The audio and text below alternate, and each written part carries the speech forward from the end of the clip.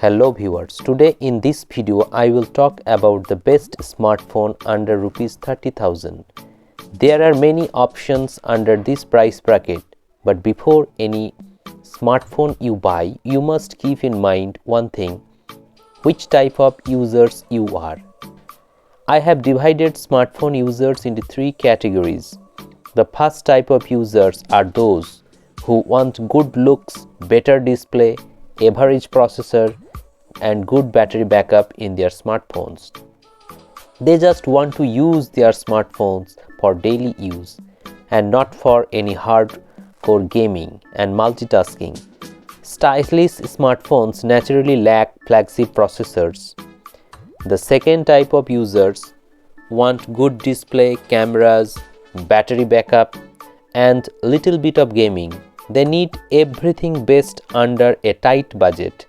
In short, this type of users want a value for money product.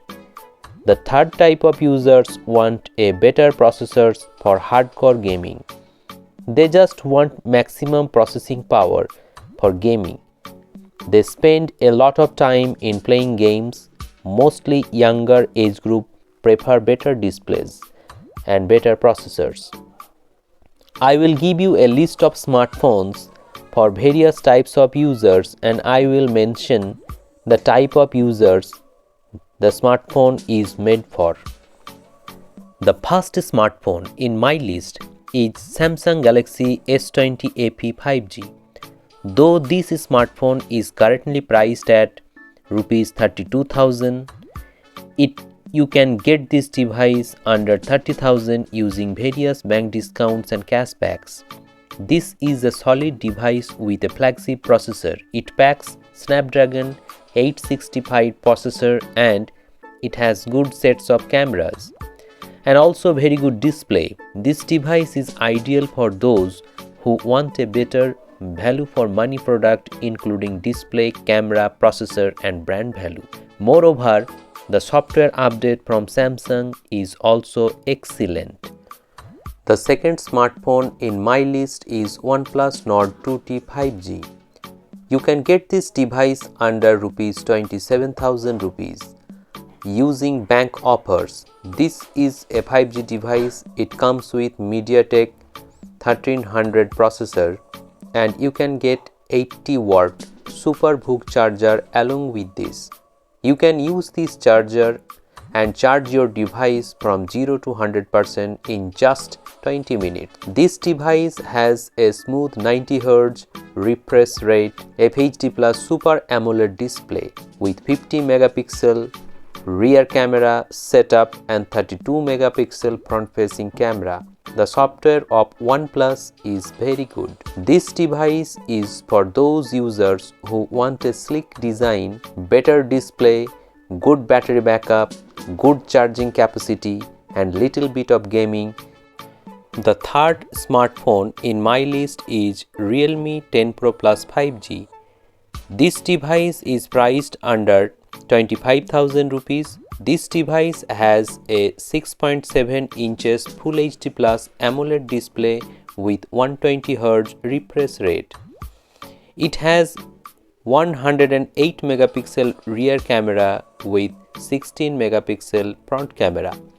Though Realme 9 Pro Plus has optical image stabilization in the main sensor, but this phone lacks this. 10 Pro Plus packs MediaTek Dimensity 1080 processor. It comes with 67-watt SuperVOOC charger. If you want a sleek design and stylish look, you should go for this device. The next smartphone that I can recommend to you is Google Pixel 6a. This is a mid-ranger from Google. It is priced at rupees 29,000 rupees. This device comes with 6.14 inches AMOLED display with 60 Hz refresh rate. It has 6 GB RAM and 128 GB of internal storage. It comes with Google Tensor 1 chipset. It has two cameras at the back. The main camera is of 12.2 megapixel and the wide angle camera is of 12 megapixel. It has a 8 megapixel selfie shooter at the front. This device packs 4000 mAh battery.